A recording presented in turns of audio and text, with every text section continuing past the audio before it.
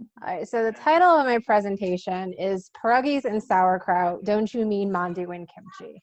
And the reason I named it this is because I grew up in a Polish family. My dad is second generation from Poland. My mom is someone I affectionately refer to as a Western European mutt.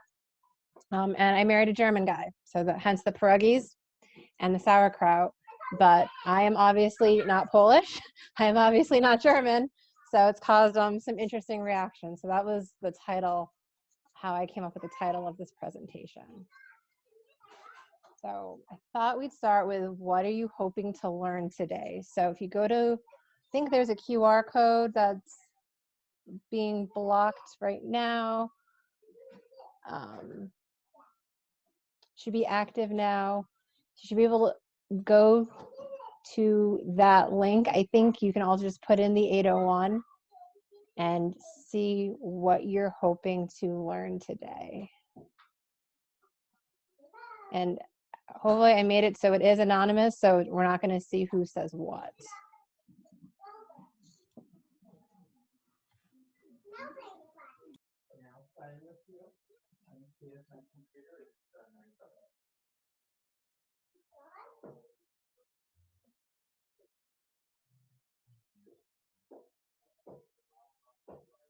Has anybody put something in because they are not showing up? Mine says, I did it on my phone. It says, waiting for the presentation to begin. Yep, same here. Try again. I got it now. Okay. Got it now. I promise the next slides will go a little bit better. Oh, good. It was tough because I like, well, I can go to here, but then all my devices were like, it's you. Right.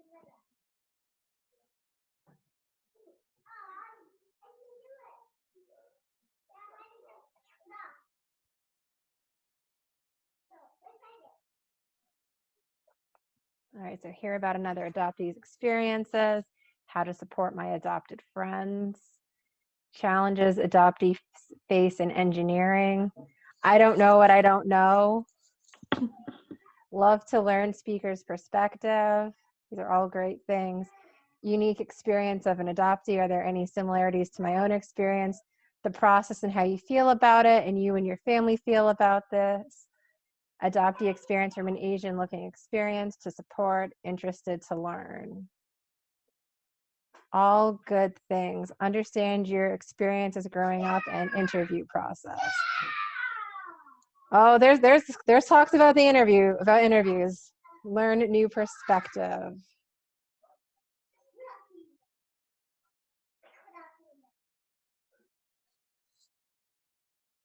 All right. And can you guys see the answers as they come up on the screen? Not on my screen, but I can see it on your screen. Okay. Thanks for sharing. So yeah, so we can see your screen. Yeah, Okay. it's really good. I did this properly. All right. I'm excited because Christine and I was like going crazy on Sunday night going, how do I do all these things that I want to do?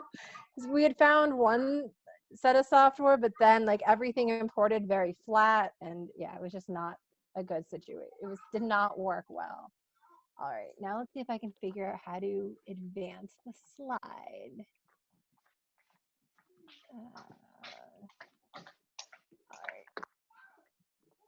All right, so let's try this again. Hopefully I've learned a little bit more. What words come to mind when you hear the words adopted or adoptee?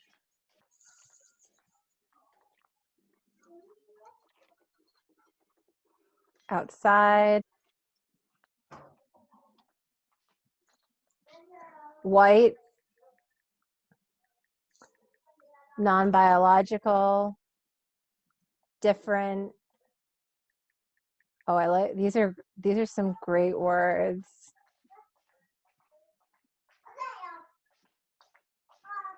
I have learned from word clouds that it does not handle like multiple words very well. So like put like a dash or an underscore or something if you're having a multiple word response. I have learned this in the past.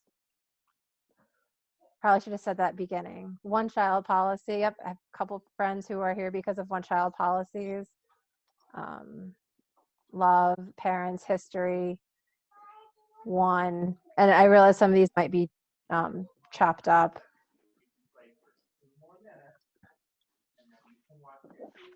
Different. Misunderstood.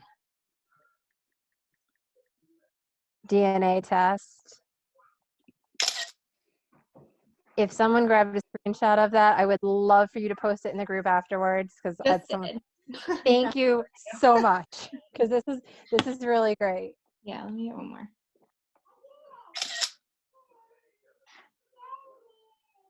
All right. Not Asian enough. Oh, I'm loving all the things that you guys are hitting on, because we're going to talk about so many of these things. So many of them. Like I don't know if you can see like just how happy I am right now and how excited I am that these are all the words that you guys came up with. All right, I'm going to go on to the next slide.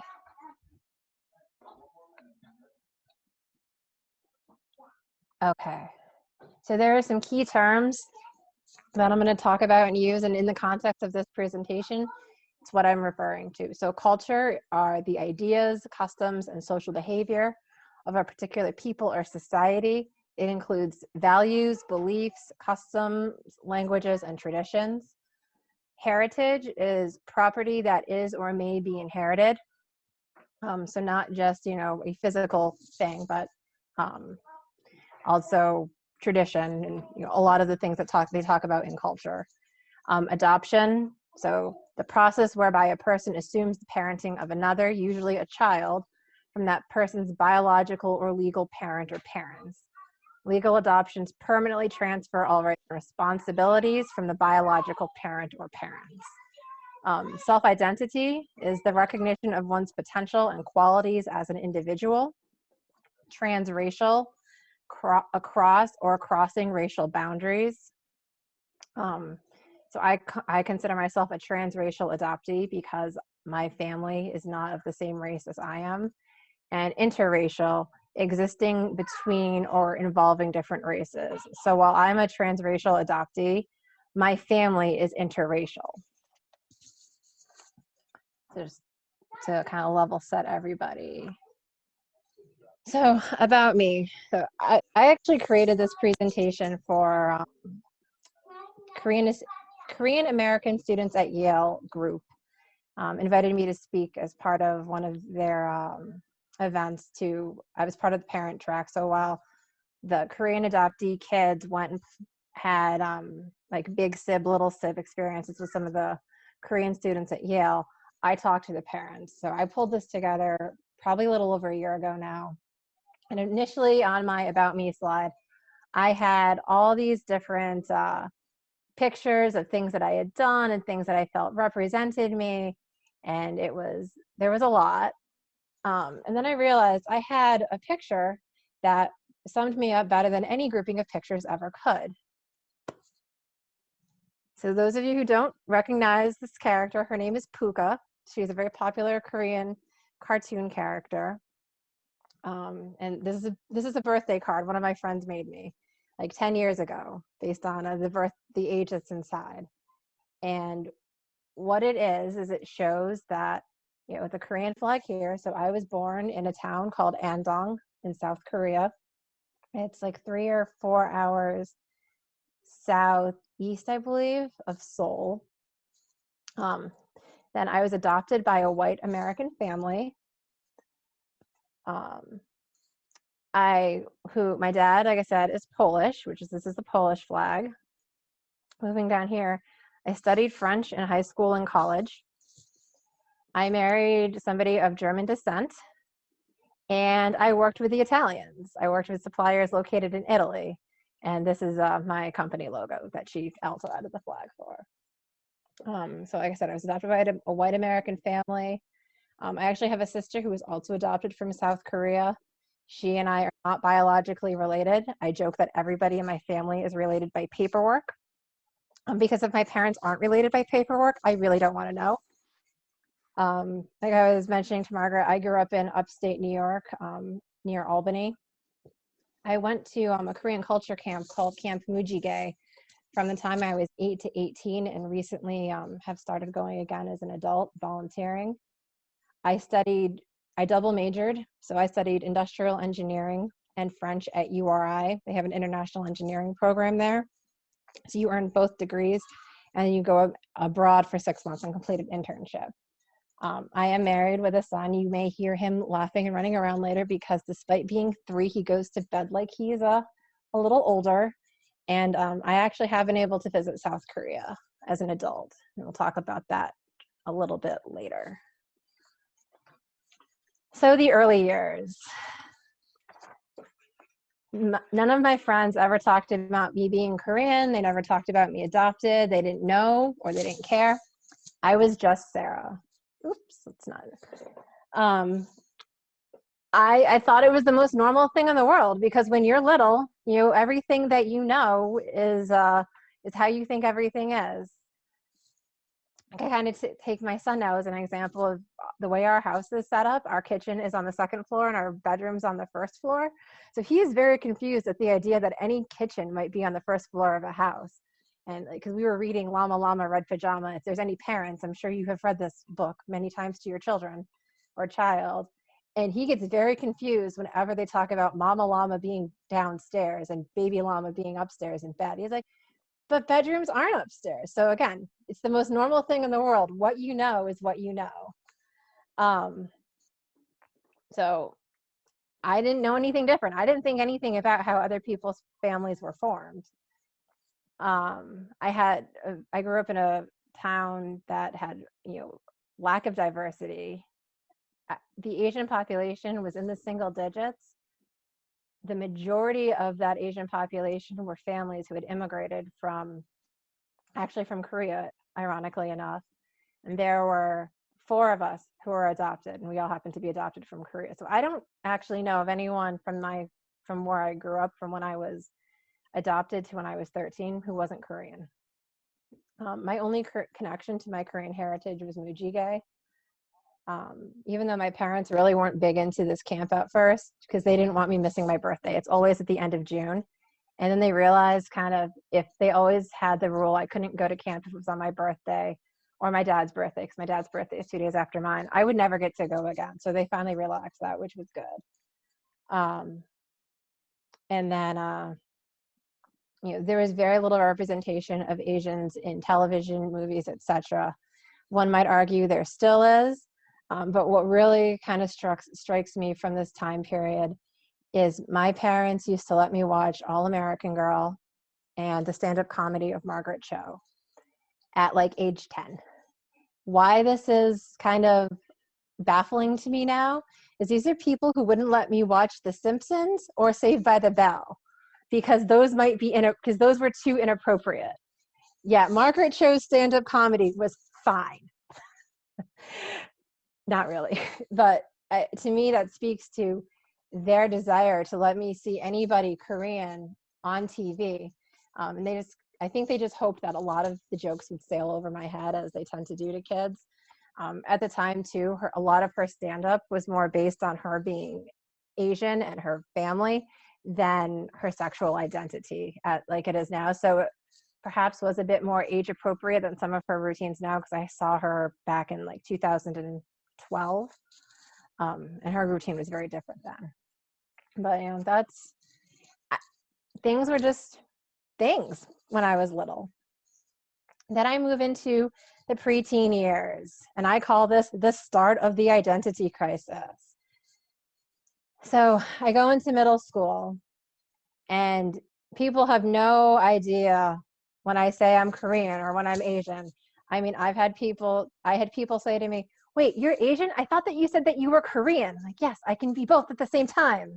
And this was something that was very confusing to them.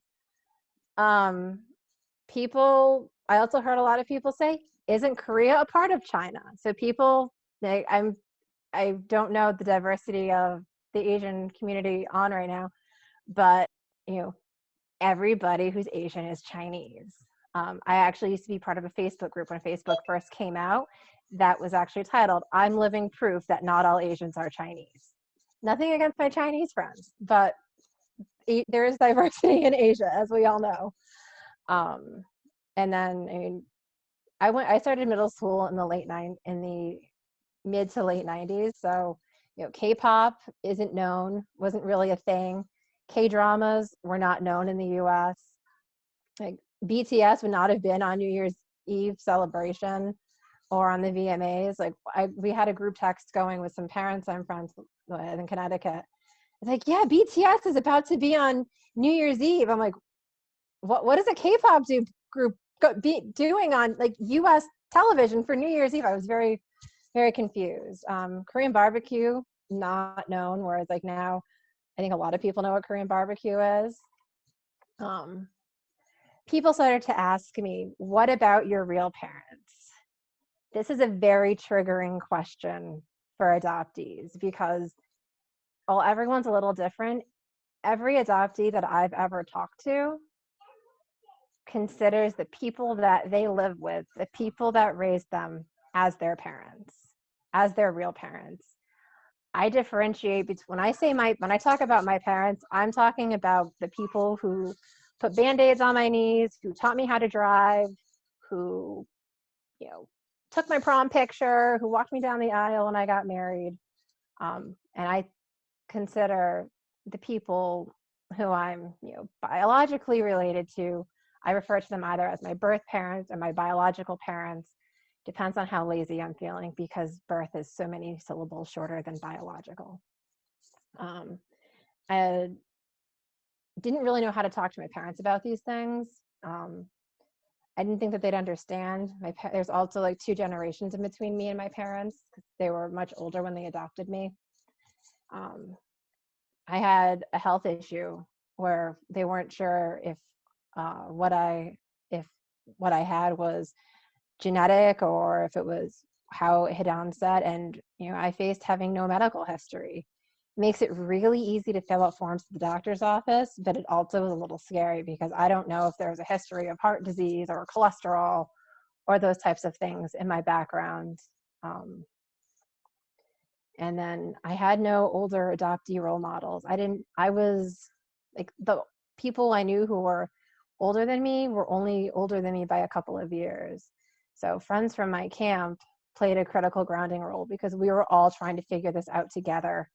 And we felt like we were the only ones we could talk to who might understand what we were going through.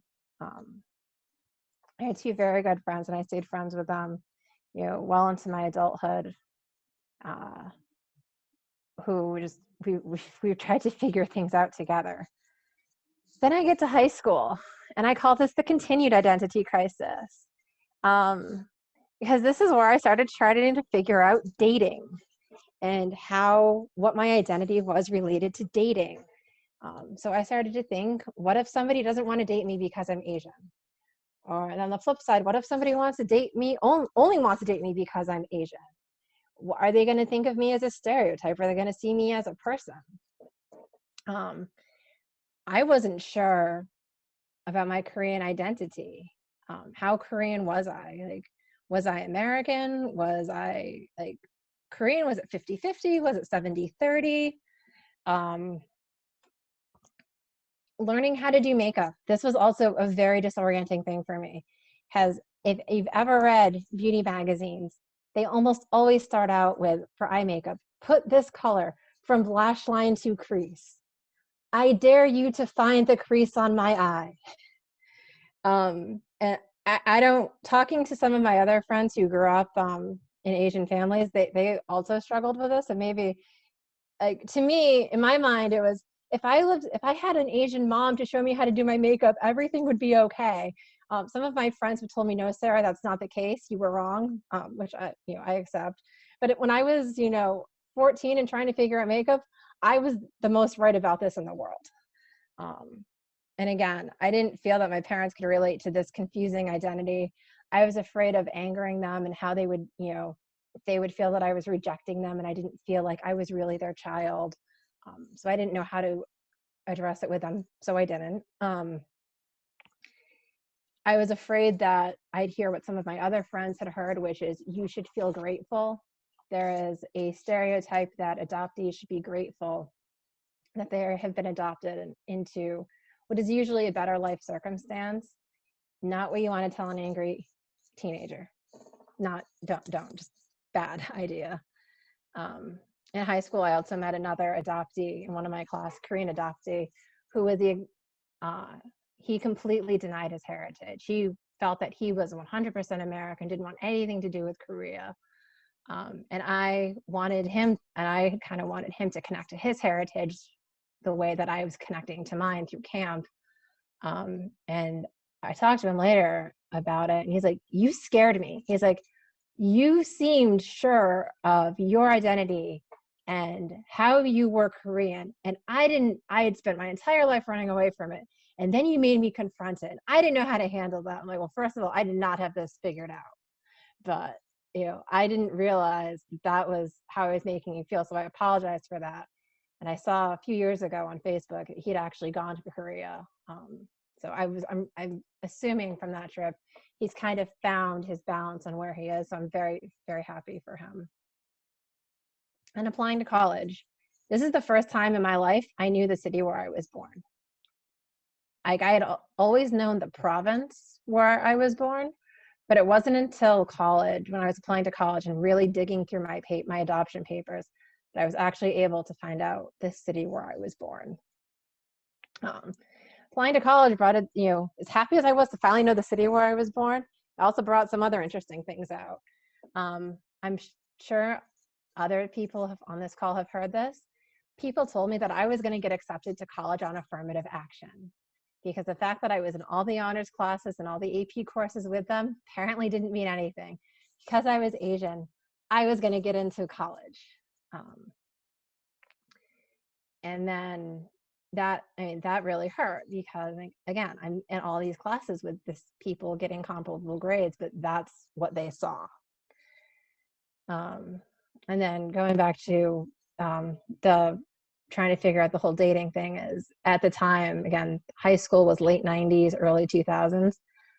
I didn't see a lot of biracial or multiracial couples. So like trying to figure out, am I supposed to date an Asian person, or am I supposed to date a white person? Like I felt like I had no idea. And if you remember back to high school, dating and figuring things out is hard enough. And I felt like with this on top of it, like, oh my God, what am I supposed to do? Then we get to the adult years. So far, I have a lot of adult years left, I hope. So there's a spoiler alert. I'm still having identity crises. So imposter syndrome. I'm sure we've all heard this term. We hear it. I know that it's something we talk a lot about in SWE. I have a different type of imposter syndrome besides the type we talk about at SWE. So I remember in college doing the Asian Student Association culture show and looking in the program, looking at the names of all the other people, my friends who were doing the show too. There was Judy Lau, Mandy Lee, Siv Na, Louis Chen, and then there was my name, Sarah Gavreluk.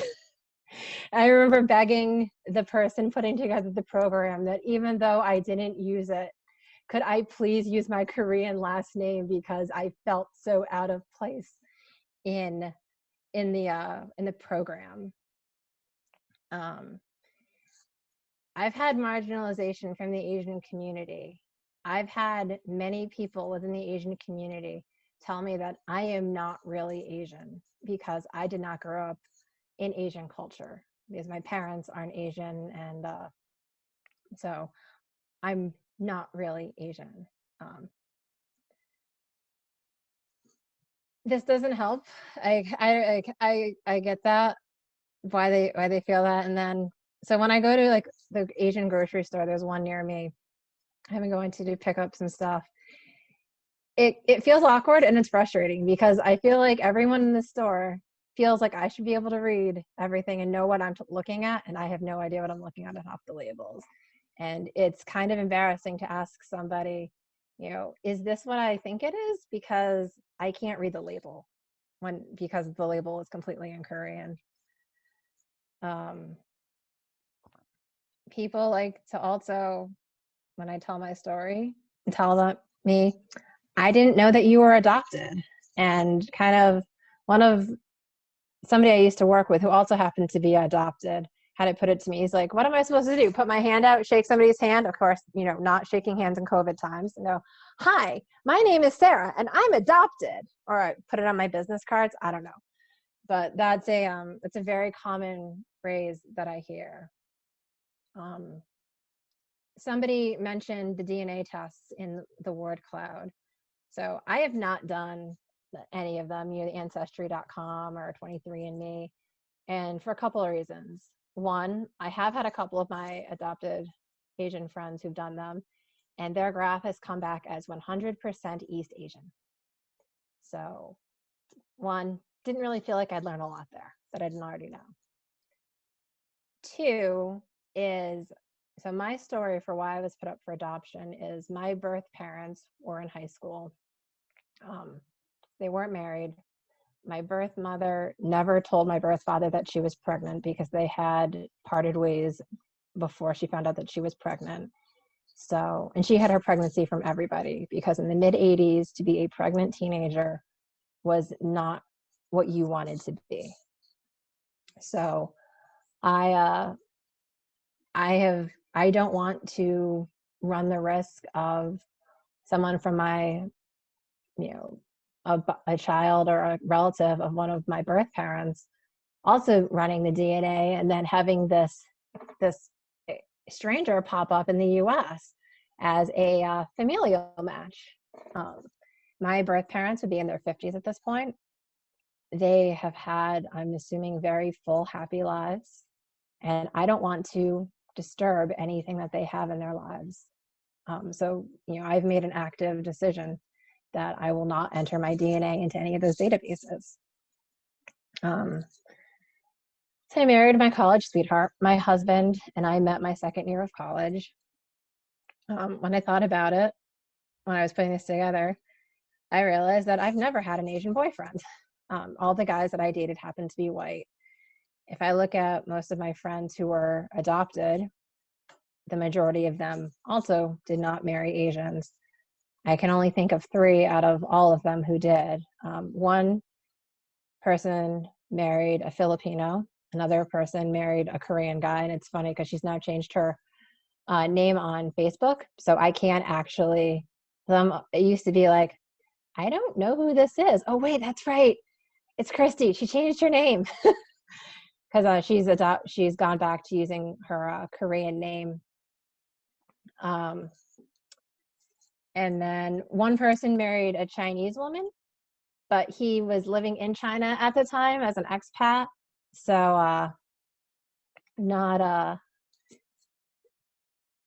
exactly the same as my friends who have been living in the US.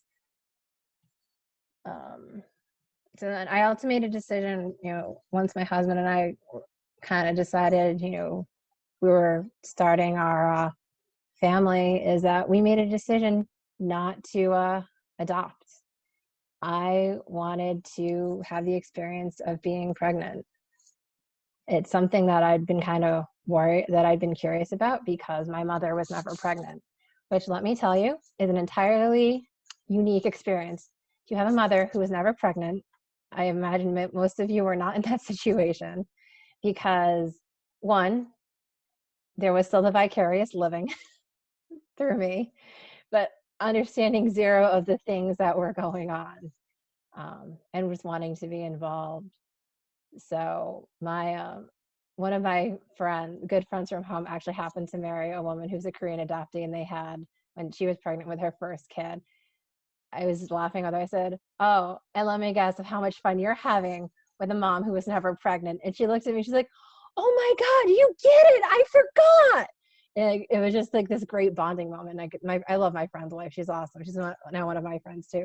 But like, it's very weird because like my mom's like, I have no idea. If you have any questions, you need to go ask your sisters-in-law. You need to go ask, anybody who's not me.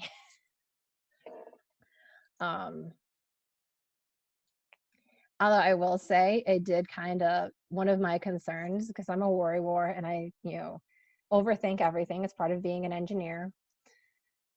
One of my thoughts was, well, what if my son gets sick and needs like a bone marrow transplant and I can't find a match for him because his parents are half Asian and half white? Like, am I doing something irresponsible here? So the answer is there's never a good answer, which I realized eventually, but didn't stop me from thinking it at least once.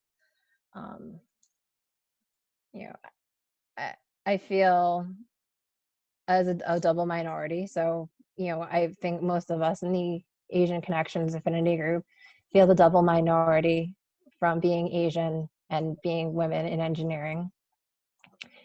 I also feel, like I've said earlier, being in the Asian community because I'm adopted. And it's something that I just, it's part of me now and I'm okay with that, but it took me a while to get there. Some of the quotes in there, but Asians are practically white, right? And at least your stereotypes are flattering. I'm extremely fortunate that I have a diverse group of friends, and we've had some really great discussions on race. Because a lot of them are also minorities in their own rights. And we've talked and we've learned a lot about each other's struggles and the challenges that we face. And a lot of my friends were very surprised to find out how diverse the Asian community is, and that, the stereotypes that they were familiar with are typically applied to like Chinese, Koreans, and Japanese. But stereotypes of someone from Laos or India might be very different. We listened to each other with open hearts, open minds. We were willing to admit when we didn't know something and when we learned something new, or when something we had thought was wrong. And to me, like, we were practicing intersectionality before at least I knew it had a name. And this is all by the way, in the van for a Ragnar race. If you've never done a Ragnar race, you stick 6 people in a van, in 2 different vans, so 12 people total, and have them run a 200-mile relay. So you get to know people really well in that situation.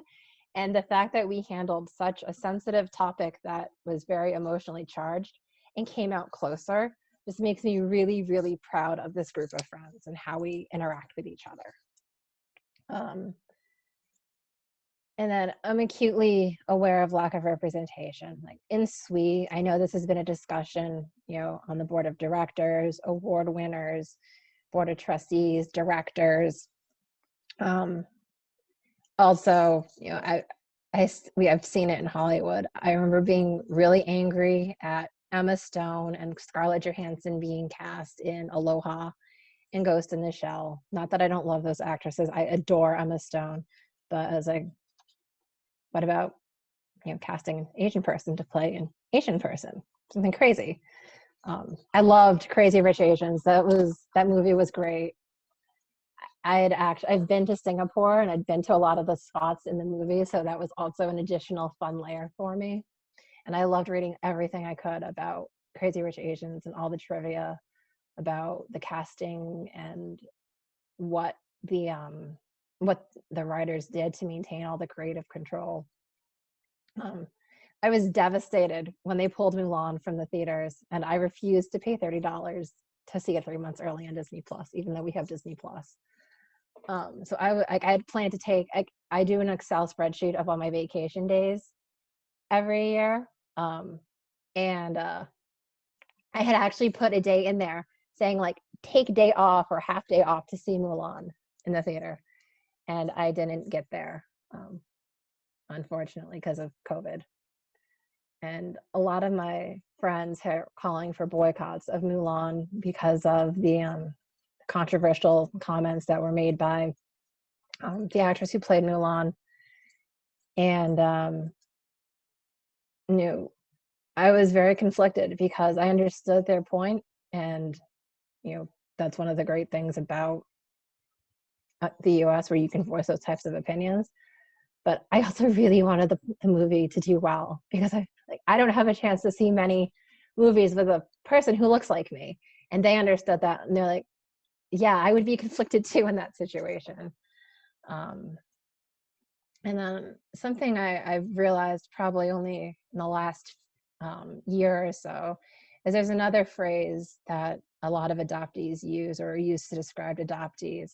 And that phrase is out of the fog. And what that refers to is when adoptees start coming to terms with the feelings and the realizations, negative or positive, in regards to adoption. And in the last year or so, kind of my identity as being an Asian adoptee has really started to solidify and inform. So it's something I've been very, very happy about.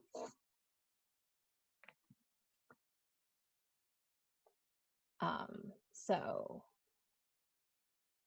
another poll everywhere. Do you consider your culture and heritage to be the same? And thinking about some of the things that I've talked about. Hopefully this is active. Yes, it is. So I just realized whenever I saw the number flashing orange on the top of my screen, that was people leaving comments. So while people answer this, I am going to look.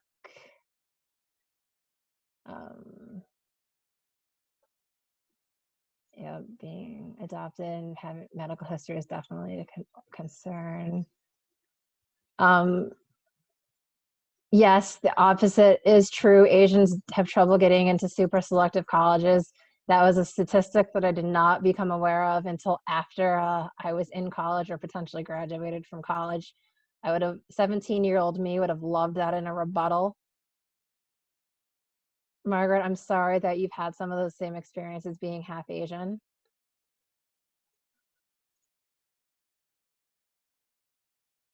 Vanessa, I'm sorry that people have asked you to translate Korean writing.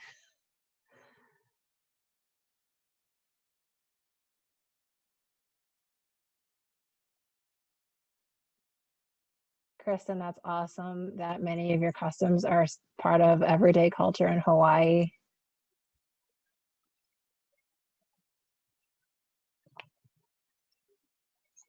All right, so it looks like the majority of the people, over half, don't feel that their culture and heritage is the same. So that's actually a lot higher than I was expecting to see it, to be honest. And maybe before we talked tonight, you might have answered a little differently and not considered culture and heritage the way that you might afterwards. But this is interesting. Thank you for everyone who participated.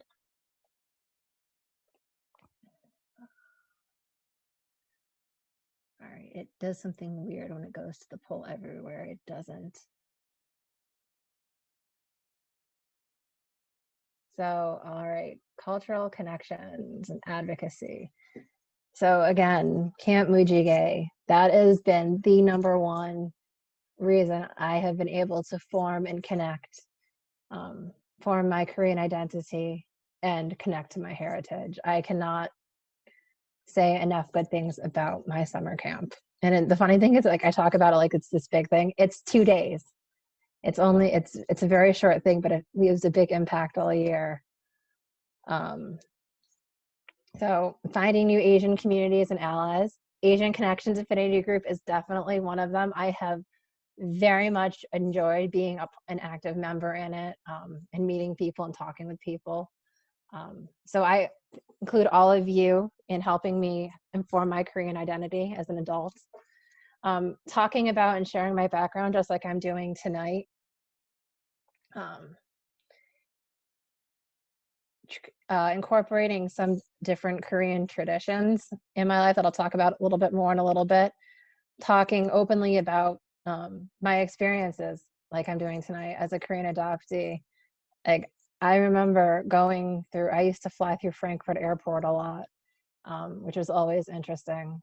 And handing my passport to the person at customs, they look at me and they say, "Who in your family is German?" And I said, "My husband is." And because, he was obviously looking face, name on passport, not matching up to his expectation. And he looks at me and says, "Here, he is king." Because in German, the my last name is literally the word for king. And just like, yeah, I know, not who you were expecting attached to that name, buddy. And then I visited Thailand for work, and I'm talking to the GM of the plants, and he and I are alone in a conference room because everybody else went out to grab a smoke. And he looks at me and he says, "So, you're not white?" Because all of the communication to me at that point had been via email and via phone. So if I didn't have my video on right now, you wouldn't be able to tell what I looked like. And if you just hearing my voice, seeing my name, it would not be an unreasonable expectation to assume that I was white. The best part about that story, though, is the GM when I was in Thailand was Indian. So I felt like I could turn it right around at him and say, "So, you're not Thai." I didn't, because I'm more professional than that. But the definitely crossed my mind to do so. the silent track inside. So when I talk about my incorporating some of the Korean traditions, that is a picture of my son. That is I'm going to butcher this pronunciation horribly. I think it's pronounced Bake Eel. It is a celebration of his 100 days. And there's like specific food and things that you're supposed to serve. I decided, East is going to meet West. So the cake basically says happy 100 days. And we had family up and just it was an excuse to get together because traditionally in, a long time ago when this tradition was founded, a lot of babies didn't make it to 100 days. So as a way to kind of try to prevent any illness from befalling a child, the mother and the baby would not leave the house for the first 100 days. And I thought about that when I was on maternity leave and thought I would go nuts. That was actually still the case. So we still celebrate, and babies didn't get their name often until that 100 days because enough didn't make it. So we still celebrated that with my son. We did what's called Duljabi, which is Korean first birthday. I am told there is a similar tradition in China where we lay out a bunch of different items in front of the baby, and he or she picks something, and what they pick is supposed to be their life path. So my son chose a gavel, so he's going to be a judge, and he chose coins, which is what he's got in his hands, which are chocolate coins, because his birthday was conveniently near Hanukkah. And so he's going to be rich. So he's going to be a rich judge and pay mommy back for law school, which is awesome. But we did that, and I made up little cards explaining to my husband's family what the tradition was, why they did it, and what each of the items meant. So we had like a book for him to be a scholar. You see the spoon back there for him to be a cook. We had a little computer mouse who's picked that, be an engineer, little ball to be an athlete.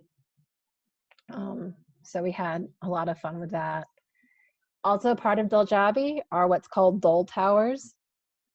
So you make one where the one on the right basically says happy birthday. And the one on the left is their zodiac sign. These are a labor of love. Those are all individually glued on beans to an oatmeal canister. The monkey's face is also made out of rice. I had a template that I printed offline and pasted onto those to follow.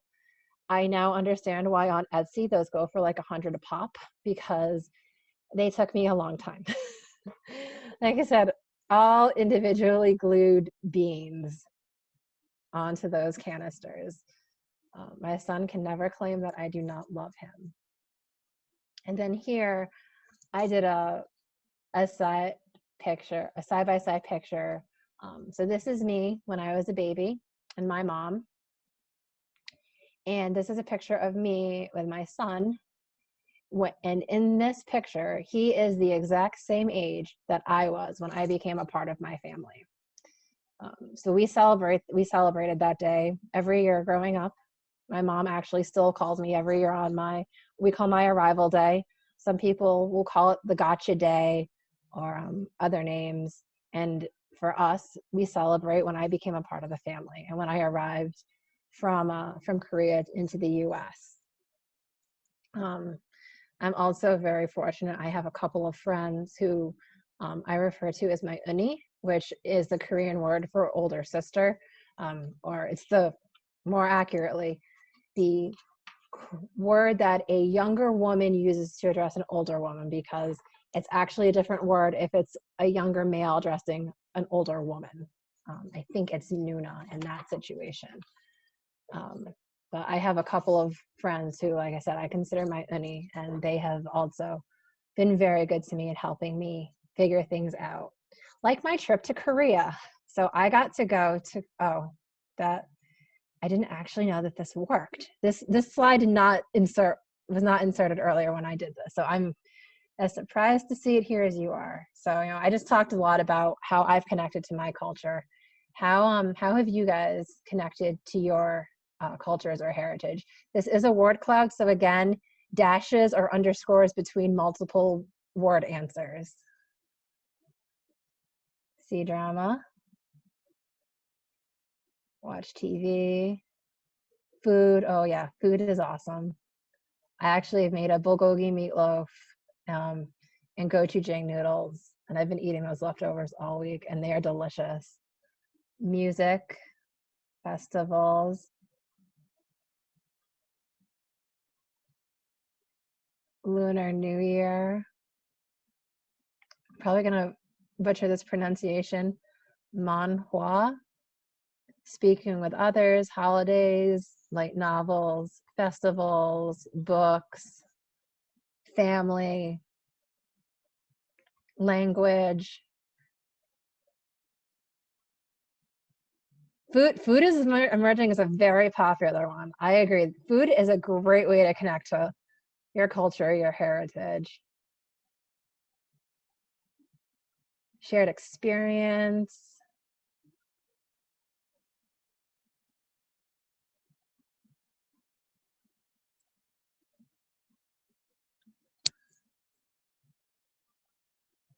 Dance. All great ways to connect. All right.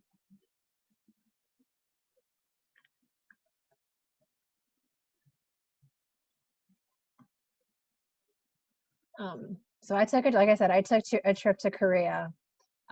These are pictures from my hometown. The picture all the way to the left, this is a place called Galbi Alley or Galbi Row in Andong. Every restaurant in this alley serves Korean barbecue. My hotel was right next to this. I spent a lot of this trip in my hotel. Anytime I was in my hotel room, very hungry because it smelled amazing. So good. But every restaurant, and like I said, in that row served Korean barbecue. This is a picture from Haohae Village. It's very interesting. They have maintained the traditional way of living, so the houses are still heated by burning fires underneath the house to heat through the floors. These are very traditional looking houses. So you'd see all those traditional looking houses. You'd see like the big kimchi jars that they use to make kimchi over the winter. And then you'd see like a satellite dish and a car, because these are people who really live there. Similarly, at the Andong Folk Museum, they had a bunch of houses, like traditional Korean buildings that they had moved when they were building a dam and they wanted to preserve them. So those were all like, almost like TV sets, and a lot of historical dramas in Korea actually shoot there because it's like a set ready-made. So it's just interesting to see that juxtaposition. This is a Confucian school in the top right that was in that area, which I thought was really neat to visit. And then this is my new favorite Korean dish after this trip. It is called chicken jimdak. And what it is, it's a spicy braised chicken with cellophane noodles. And again, like, I don't know what it is with Andong and having like entire rows of the same food and restaurant, but in the market, there is a row where literally every restaurant in that area, in that row, sells jimdok. And it's interesting because the kitchens are outside, so the cooks are out in the market cooking the jimdok and trying to get you to come into their restaurant.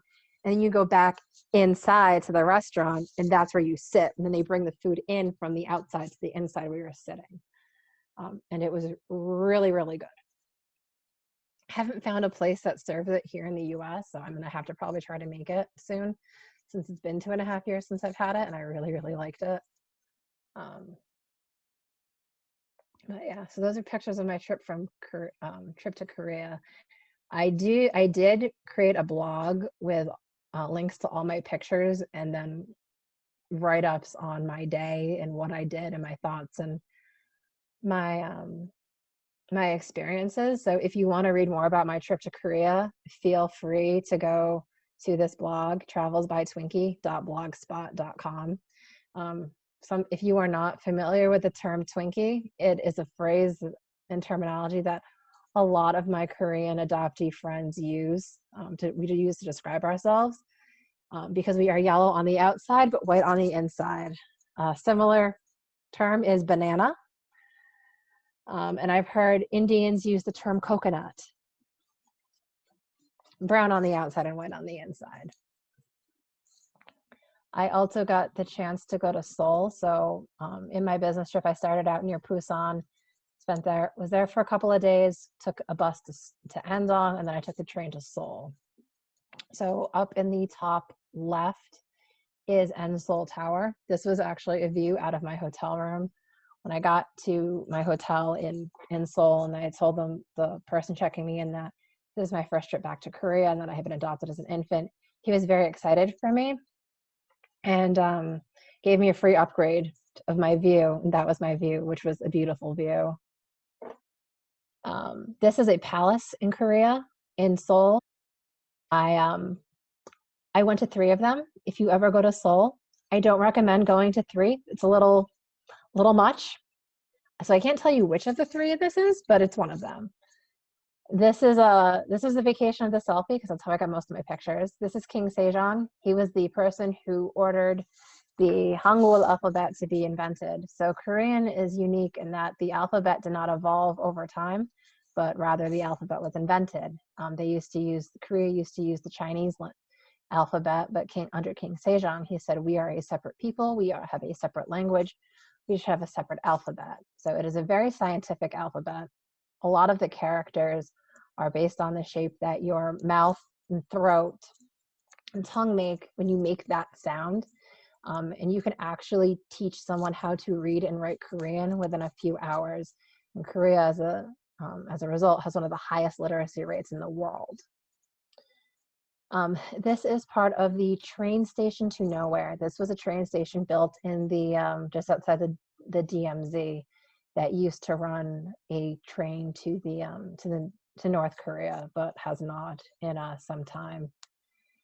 Bottom right is a picture of Gwangjang Market. They sell everything under the sun there: tea, spices, food, clothes, anything that you want, you would be able to find at Gwangjang Market.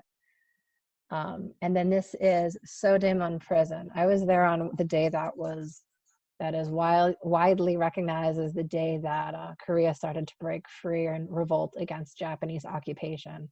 So this was a very popular place to go visit. It had insane wait times, but it was really neat to go see. What I also found interesting was that kind of the face of the revolution and the Independence Day is actually a Korean woman. And Korea being such a patriarchal society, it was really surprising to me that it was a woman who kind of was the face of this. I was happy to see it nonetheless.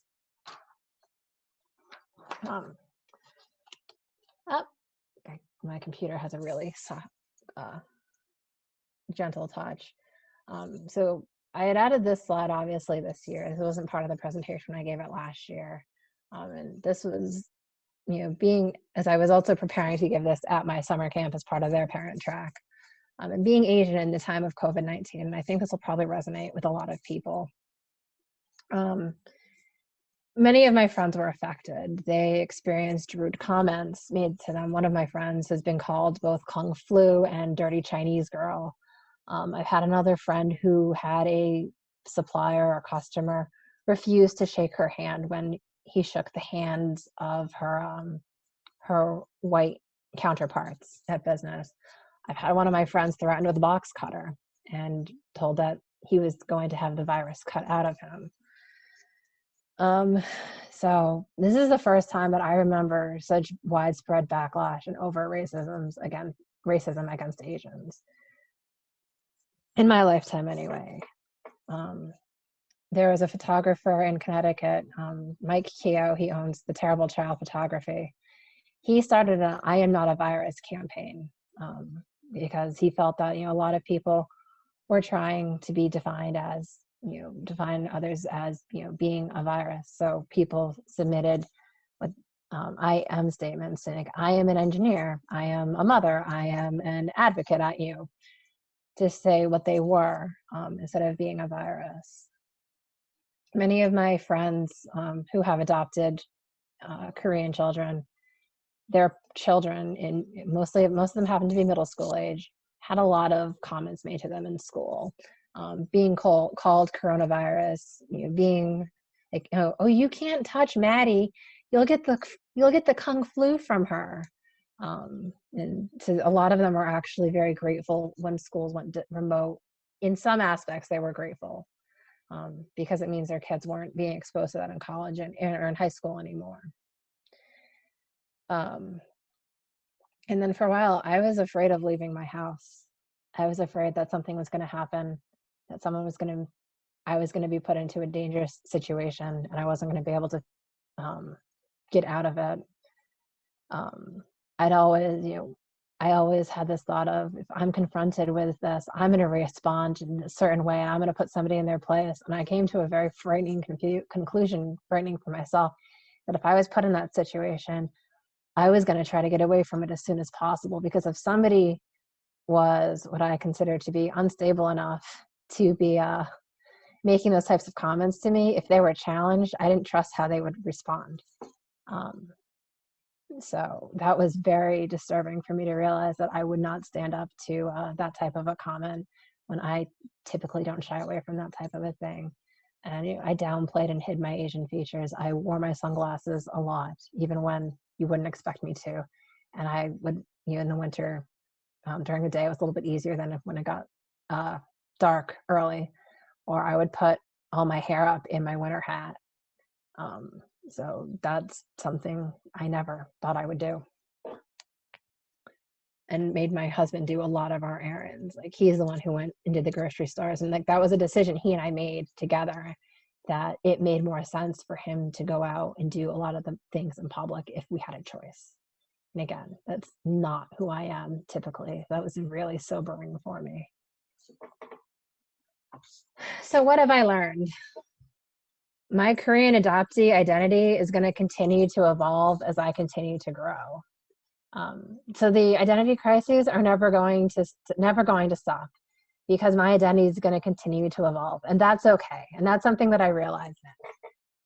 I want to stay connected to my Korean heritage. So through Mujige, through, if I can be involved somehow in future events at Yale with the Korean American students at Yale, great. I will continue to look for ways to stay connected. My looks will always be deceiving. Like, I've shown up for interviews and people have looked down at my resume and looked up at me and looked back down at my resume and looked up at me like, are you Sarah?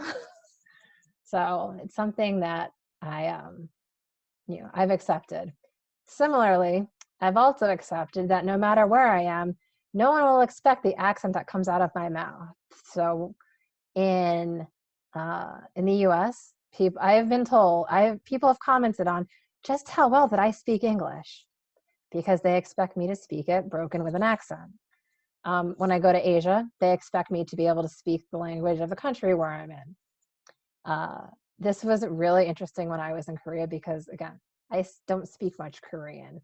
I was really, I realized once I got there that I should have asked one of my friends how to say I am adopted in Korean, because that would have been really, really helpful.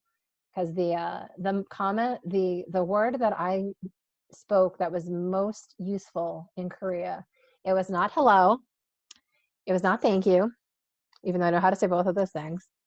It was 미국, which is the word for American, because people would talk to me. I had no idea what they're saying. Sometimes I wouldn't even know that they were talking to me because they weren't looking directly at me. And they start getting angry because I'm not responding. And I would just point to myself and I would say, American, but 미국. And then everything was fine and they were okay and no longer mad at me. It's also really amusing when I go to France because, as I mentioned before, I can speak French. And when I did my internship there, I had people so confused because they saw this. There was this Korean girl who was speaking French with an American accent with a Polish last name, and they had no idea what was going on. So yeah, like I said, no matter where I am in the world, no one's going to expect the accent that's coming out of my mouth. I try to find the humor in things and use that to kind of educate other people. And that is not something that I could have done when I was younger. There's a confidence that I required that has allowed me to do that as an adult. And, I educate and I advocate. So talks like tonight to help people understand what it's like to be an adoptee is part of that. And then I leave you with this slide. So people who, if you are friends with me on Facebook, you will see me post this every Mother's Day, because there are two women in my life. My birth mother played a very important role in my life. I literally would not be here on this earth if it was not for her. And even though I don't like being told that I should be grateful, I am very grateful that she made the very hard and courageous decision to put me up for adoption, because I would not have had the life that I have here if I had stayed in Korea. I would have been the illegitimate child with no father. The patriarchal bloodline is very important in Korea. And I would not have had all of the opportunity that I've had here. So I am very grateful to her for making that very tough decision. And so I post this every Mother's Day. And I probably never will stop. And that's it.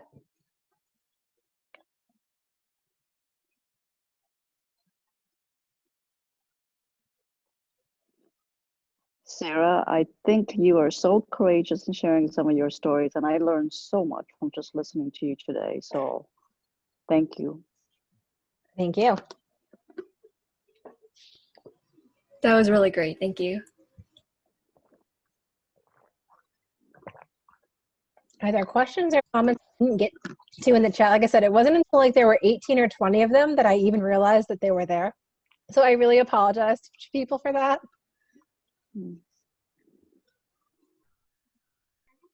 You were able to touch on most of the comments. Most of what we were talking about in the chat were just our own experiences that related to what you were talking about. Okay, good.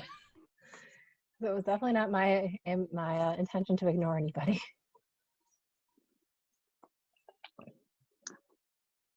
Well, I think we have a lot of intersections of experiences. It's really, I find that so many of your unique experiences are, I'm just grateful that you're sharing the story so that I can learn some of the more unique experience because you are an adoptee. But we're similar. I think a lot of us have similar experiences that kind of, it's just interwoven because our identities are interwoven because we are similar in a lot of ways, but uniquely, you bring, there's a lot of things that you go through that I think a lot of us don't realize. So thanks for sharing again. It's just really powerful. No, thank And you. you do it so articulately, so thank you. So I had practice giving this, like I said, last year at Yale, and this was actually a good dry run because I'm doing it as part of my company's Asian American affinity group tomorrow. So this is good timing. This is a good warm up for it.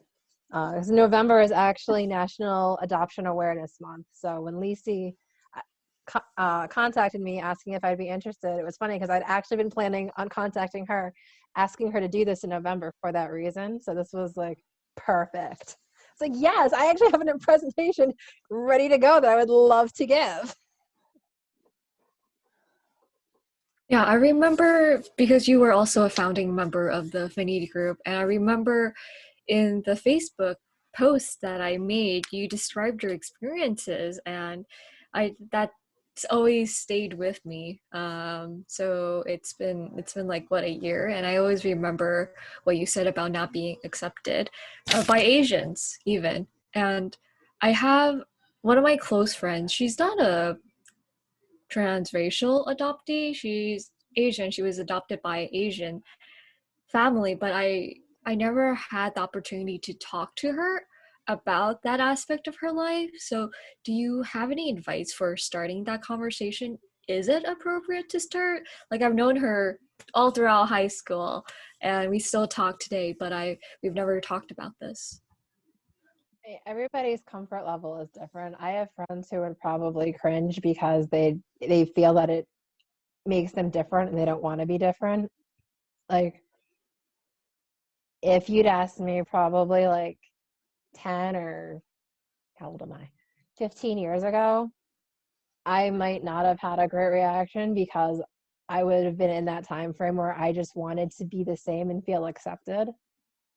And like, I'm like, now, and you're calling me out for being different. So everyone's in a different spot. I don't know.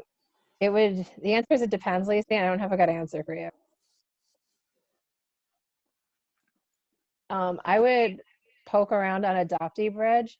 I think they have a website. I was looking at their Facebook, and they've posted a lot of good things this month because since it is National Adoption Awareness Month. They might have some good tips in there. Yeah, maybe I'll ask her about it.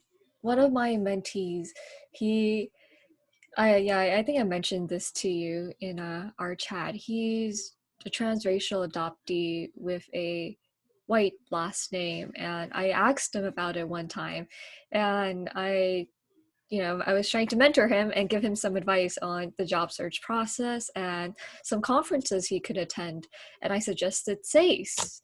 Like, I know it was a very awkward conversation because, like, I know you're Asian because I can see that. If you're comfortable, you can look into this. But he kind of backed away pretty fast, and I don't know how to really recover from that. I mean, I didn't press it any further, but I feel like I should have a better response to it. I mean, he might feel like, I know that for the longest time, and when I say the longest time, I mean, like, this only changed in the last couple of years, and I'm in my mid-30s. Like, I felt very intimidated going into a group of, like, a large group of Asians. And again, it's that imposter syndrome. It's like, what if they find out that I'm not really like them? What if they think I'm not Asian enough? So, like, for me, it was like very intimidating. So for me to become as active and become a founding member of the Asian Connections Affinity group, that was very far out of my comfort zone. But I recognized it was a step that I had to take to evolve my identity to where I wanted it to be. But like, so this was like very, like, to become involved and active in the Affinity group was a very uncomfortable step for me, even if I didn't behave like it was. So I completely understand his reaction to the SACE conference. And like, I know even like we just finished Week 20, looking at a lot of the sessions that were aimed at Asians, like when they talk about like the bamboo ceiling and different aspects of, cultural aspects that a lot of Asians bring to the workplace, I'm like, but does that apply to me? Because I didn't grow up in that culture. So is it going to apply to me? Is it not going to apply to me? Maybe this time it will apply to me. And spoiler alert, it like never applies to me. So there was the session that was right before the affinity group meetup. Like if you attended that and you remember that there was a comment about how this applies to adopted people, yeah, that was me who asked that question. Yeah,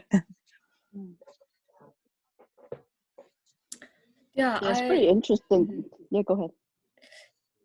I think, I mean, for me, I tend to be really aware of what other people think, and our outer appearance, it's so undeniably Asian or half Asian. So that's something I've always, struggled with, even though I feel, American, and I've lived in America all my not all my life. People don't necessarily see me that way. People have misconceptions just based on the way I look. And I can only imagine that being more difficult for adoptees because you really feel American, or your culture, and it's just not how we're treated just based on our appearances, and there's nothing we can do about that. Yeah, and I don't know, I think it was on College Humor, and it's a video, and it's called Where Are You From? And it's like these two people running, and it's a white guy and a Korean woman, and he asks, like, where is she from? And she's like, I'm from San Francisco. I was born in Orange County. Like, well, where are you from before that? Where was I before I was born? Like, my grandmother's from South Korea. It's like, oh, I knew that you were Korean. I love kimchi. And then she turns it around on him, and it's like, well, where are you from? Oh, I'm from, and I forget what he says. And she's like, no, where are you from? He's like, oh, well, my relatives came over, like my ancestors came over on the Mayflower. And then like she launches into this, like all the stereotypes. She's like, boil, boil, toil and trouble, mind the gap, and all like this random British stuff. And like I always remember that video, but like I can't use it because when people ask me like, no, but where were you born? I'm like, God damn it, it's another country. So it's the one part that kind of backfires on me. Yeah, I think the thing that we share as Asians is the perception that we're always the foreigner, no matter how many generations you are Yes. here. So that's a stereotype, and I'm going to put a little bit of a twist in what SACE is talking about. Their collegiate population is often U.S. born Asians now, because they cater to the Asian collegiates who are trying to find their ways into the workplace. So many of the Asian collegiates are U.S. born or very Americanized, and navigating the workplace as engineers, looking Asian, but not feeling Asian. Yeah. It's one of the things that they address. And that's a very different experience than immigrant Asian. And then, of course, there's a whole range of immigrant Asians.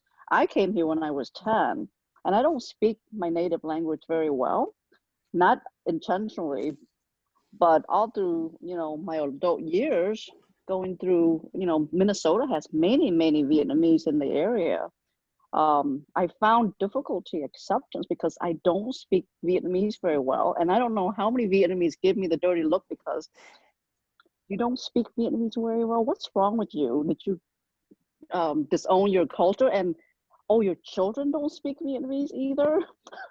And I said, nope. So there's all these pressure about how I shun my heritage. And I said, I'm pretty sure I feel very Asian. I feel very Vietnamese, but I have my own definition about how I live as that Asian. And it's that dichotomy of being same but different. Yeah. But yeah. Yeah, like I know a lot of adoptees who are adopted from, at least from Korea, we refer to ourselves as the 1.5 generation because, first gen, you still have that very strong tie back to your home culture and your heritage because your parents immigrated. But we're a little bit removed from that, but we still were the ones who came over. Like theoretically, on my side, my son would be first generation. I'm like, well, that's just craziness.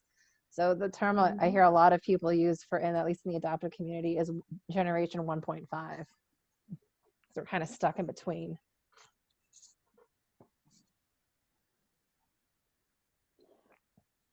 do you have a community of Transracial?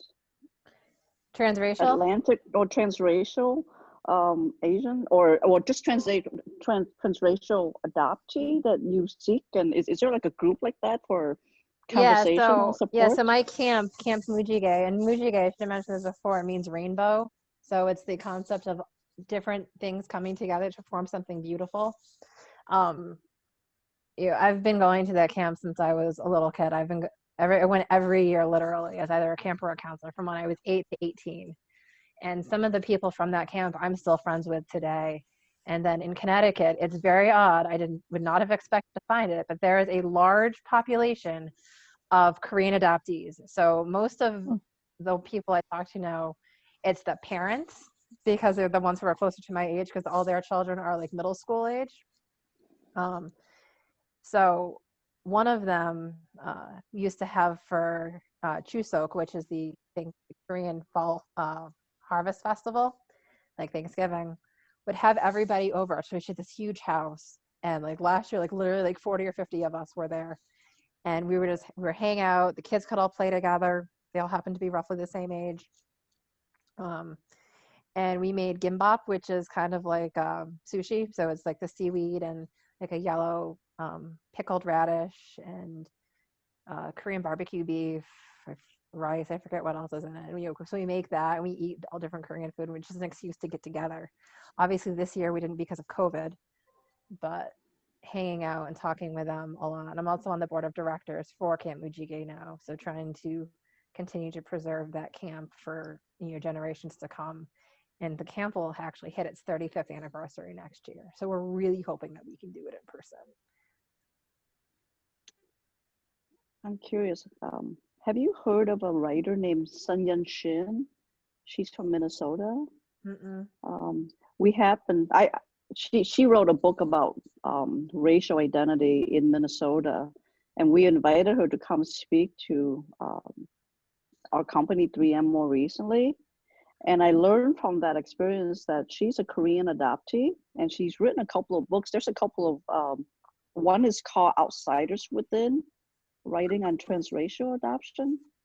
So yeah, just in case you're looking for some books and poems, and yeah, and she runs a program out of the University of Minnesota, I think. And through her, I also know of another writer that was in part of her book. Yeah, so a couple of writers who may be of interest to seek out. No, thank you. Yeah.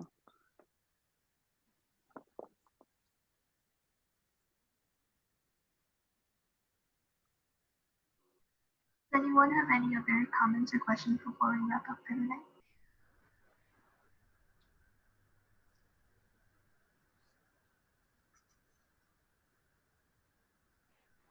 Okay, well, in that case, thank you all for coming. I hope you all got to learn a little bit more about Sarah. And if you have a story you would like to share as well, please feel free to reach out to either myself or Lacey, and we'd be happy to help you host another Fireside Chat. I think this was a great event, and I would love to hear more about some of the experiences from other members of the ACAP community. So with that, I hope you all have a great rest of your night, and thank you again for coming. Thanks. Bye. Thank you.